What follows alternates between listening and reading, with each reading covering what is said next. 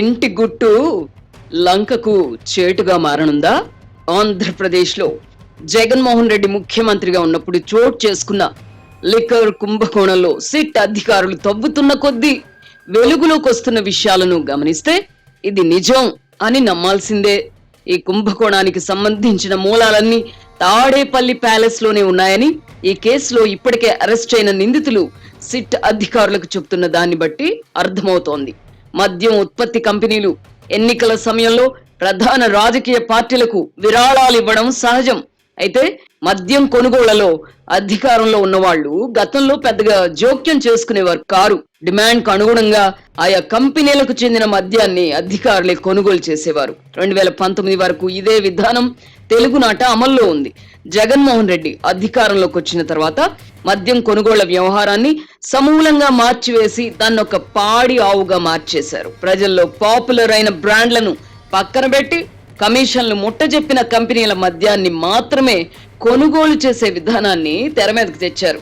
ఊరు పేరు లేని కంపెనీలను సృష్టించి వాటి ద్వారా నాసిరకం మద్యాన్ని ఉత్పత్తి చేయించి కొనుగోలు చేశారు. ఫలితంగా పలువురు మద్యం ప్రియులు ప్రాణాలు కోల్పోగా మరెందరో అనారోగ్యం పాలయ్యారు. ఈ కుంభకోణానికి పాల్పడిన వారు కొన్ని వేల కోట్ల రూపాయల సొమ్ము జేబులో వేసుకోవడంతో పాటు ప్రజల ప్రాణాలతో చెలగాటమాడారు. ఈ కారణంగా దీన్నొక ఆర్థిక నేరంగానే మాత్రమే కాకుండా ప్రజల చావుకు కారకులుగా గుర్తించి కేసు కట్టాల్సిన అవసరం ఉంది. అడిగినంత కమిషన్లు ఇచ్చిన చెత్త కంపెనీలకు చెందిన బ్రాండ్లను మాత్రమే కొనుగోలు చేయడం వల్ల ప్రజలు కోరుకున్న మద్యం అందుబాటులో లేకుండా చేశారు.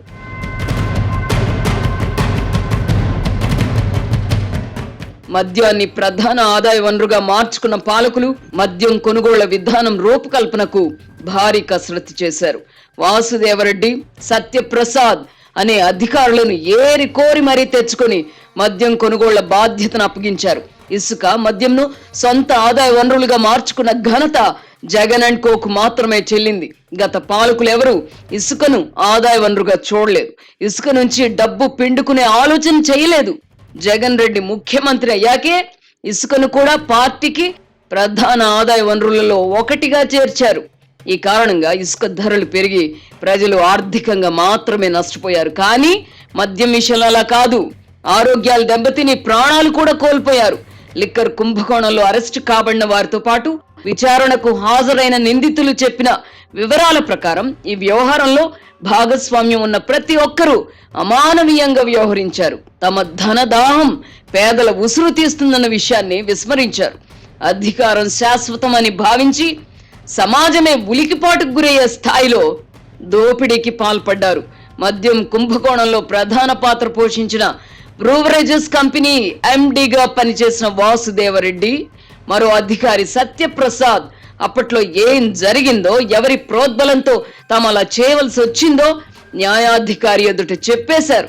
ఈ కేసులో ప్రధాన నిందితుడైన కసిరెడ్డి రాజశేఖర్ రెడ్డి సిట్ అధికారుల విచారణలో జరిగిందంతా పూసగుచ్చినట్టు చెప్పారు. తామంతా నిమిత్త మాత్రులమేనని, కమిషన్లు చేరాల్సిన చోటుకు చేరాయని చెప్పుకొచ్చారు. మాజీ ఎంపీ విజయసాయిరెడ్డి కూడా అప్పట్లో ఏం జరిగిందో చెప్పేశారు. కమిషన్ల సొమ్మును అప్పటి ముఖ్యమంత్రి జగన్మోహన్ రెడ్డి తీసుకునేవారని నేరుగా చెప్పకుండా అదే అర్థం వచ్చేలా సిట్ అధికారులకు చెప్పేశారు. మద్యం కొనుగోళ్లలో తప్పు జరగలేదని విజయసాయిరెడ్డి ఎక్కడా పేర్కొనలేదు. ప్రతి సందర్భంలోనూ మద్యం కుంభకోణం అనే మాట్లాడారు. అయితే ఆ కుంభకోణంలో ప్రధాన పాత్రధారి కసిరెడ్డి రాజశేఖర్ రెడ్డి అని చెప్పారు. ఇద్దరు తెలివైన నేరస్తులు ఎక్కువ కాలం కలిసి ప్రయాణం చేయలేరు. విజయసాయిరెడ్డి, కసిరెడ్డి రాజశేఖర్ రెడ్డి ఒకప్పుడు సన్నిహితంగా ఉండేవారు. విజయసాయి ఆదేశాల ప్రకారమే కసిరెడ్డి పనిచేసేవారు. అయితే జగన్ రెడ్డితో సన్నిహిత సంబంధాలు ఏర్పరచుకున్న కసిరెడ్డి రాజశేఖర్ రెడ్డి ఆ తర్వాత విజయసాయి రెడ్డిని పట్టించుకోవడం మానేశారు. ఇసుక, మద్యం వ్యాపారాల నుంచి జగన్మోహన్ రెడ్డి తనను దూరం పెట్టడానికి రాజ్ చెప్పిన చాడీలే కారణమని విజయసాయి రెడ్డి భావించారు. ఈ క్రమంలో ఇద్దరి మధ్య దూరం పెరిగింది. కసిరెడ్డి రాజశేఖర్ రెడ్డి ఇంటెలిజెంట్ క్రిమినల్ అని విజయసాయి అభివర్ణించారు. అయితే ఆర్థిక నేరాలు చేయడంలో విజయసాయి రెడ్డిని మించిన వారు లేరన్న అభిప్రాయం అప్పటికే ఉంది.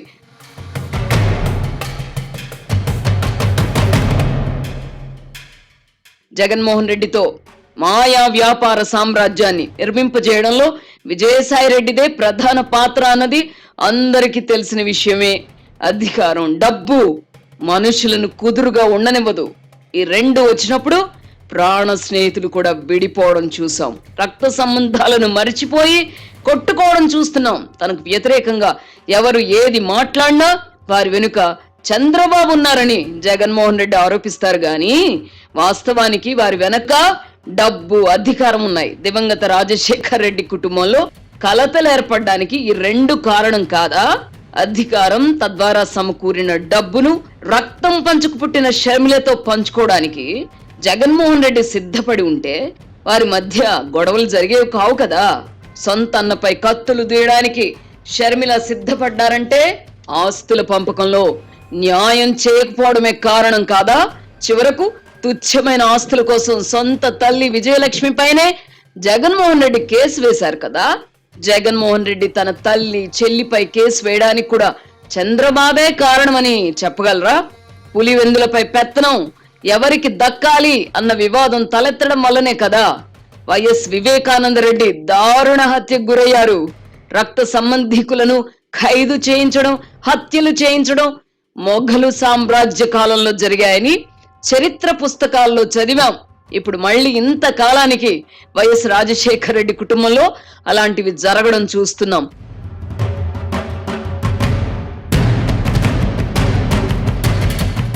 ఈ నేపథ్యంలోనే జగన్మోహన్ రెడ్డి, విజయసాయి రెడ్డి మధ్య విభేదాలు తలెత్తడాన్ని చూడాలి.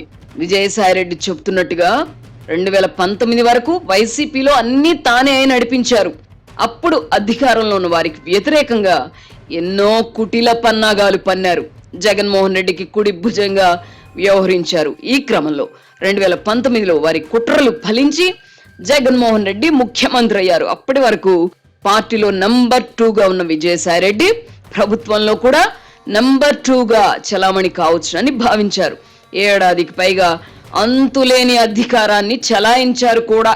అదే సమయంలో మిథున్ రెడ్డి, వైవి సుబ్బారెడ్డి, వైఎస్ అనిల్ రెడ్డి వంటి వారు జగన్మోహన్ రెడ్డికి సన్నిహితమయ్యారు. వనరుల దోపిడీ, కమిషన్ల వసూలు బాధ్యతను ముఖ్యమంత్రి హోదాలో జగన్మోహన్ రెడ్డి ఆ ముగ్గురికి అప్పగించారు. దీంతో విజయసాయి రెడ్డి ప్రభ మసకబారడం మొదలైంది. సజ్జల రామకృష్ణారెడ్డి వంటి వారు ప్రధాన అధికార కేంద్రాలుగా మారారు. అధికారం వస్తే దున్నేద్దామని అనుకున్న విజయసాయి రెడ్డికి ఈ పరిణామం సహజంగానే రుచించలేదు. మద్యం విషయంలోనే కాకుండా మిగతా సహజ వనరుల నుంచి కమిషన్లు పిండుకొని తనకు అందజేసే బాధ్యతను జగన్మోహన్ రెడ్డి తన చుట్టూ ఉండే కోటరీకే అప్పగించారు. అన్ని వ్యవహారాలను ఒకరికే అప్పగించకూడదన్న ప్రాథమిక సూత్రానికి అనుగుణంగా 6 డజను ముఖ్యులకు బాధ్యతలను పంచిపెట్టారు. విచిత్రం ఏమిటంటే ఎవరికి ప్రభుత్వంలో ప్రాధాన్యత ఉండదు. కమిషన్లు వసూలు చేయడం మాత్రమే వారి బాధ్యత. అందుకు అవసరమైన అధికారాన్ని మాత్రమే దఖలు చేసేవారు. విధాన నిర్ణయాలలో వారెవరికి సంబంధం ఉండేది కాదు. తమకు అప్పగించిన శాఖలలోనే ఆయా వ్యక్తుల మాట చెల్లుబాటు అయ్యేది. ఒకప్పుడు పార్టీలో అంతా తానే వ్యవహరించిన విజయసాయి రెడ్డికి అధికారాల పంపిణీ సహజంగానే రుచించలేదు. అధికారం, డబ్బు వల్ల మనస్పర్ధలు రావడం సహజం కనుక జగన్మోహన్ రెడ్డి, విజయసాయి రెడ్డి మధ్య కూడా దూరం పెరిగింది. తాను జగన్మోహన్ రెడ్డి వద్ద నమ్మకం కోల్పోయానని, ఆయన గుండెల్లో తనకు స్థానం లేదని విజయసాయి రెడ్డి తెలుసుకోవడానికి ఎంతో సమయం పట్టలేదు. వైసీపీకి తన ఎంపీ పదవికి రాజీనామా చేయడానికి చాలా ముందు నుంచే విజయసాయి రెడ్డి తన అసంతృప్తిని సన్నిహితుల మధ్య వ్యక్తం చేస్తూ వచ్చారు. చివరికి ఇరువురి మధ్య విభేదాలు రోడ్డున పడ్డాయి. తన దారి తాను చూసుకోవాలన్న నిర్ణయానికి వచ్చిన విజయసాయి రెడ్డి భారతీయ జనతా పార్టీ ముఖ్యులను ఆశ్రయించారు. ఈ క్రమంలో ఇంటి గుట్టు లంకకు చేటు అని గ్రహించిన జగన్మోహన్ రెడ్డి తన మనుషులతో విజయసాయి రెడ్డి పైన ఎదురు దాడి చేయించడం మొదలు పెట్టారు. తాడేపల్లి ప్యాలెస్ గుట్టుమట్లు విజయసాయి రెడ్డికి తెలుసు. ఆయన నిజాయితీగా నోరు విప్పితే జగన్మోహన్ రెడ్డి కథ కంచికి చేరుతుంది. ఈ కారణంగానే విజయసాయి రెడ్డి ప్రస్తుత ముఖ్యమంత్రి చంద్రబాబుతో చేరిపోయారని ప్రచారం చేయడం మొదలు పెట్టారు. ఆయనను ద్రోహిగా చిత్రించే పనిలో జగన్ అండ్ కో బిజీగా ఉన్నారు. జగన్మోహన్ రెడ్డితో విభేదించి ఎదురు తిరగడం వల్ల ఎదురయ్యే పరిణామాలు విజయసాయిరెడ్డికి తెలుసు. అందుకే ఆయన ముందుగా బీజేపీ ప్రముఖుల ఆశ్రయం పొందారు.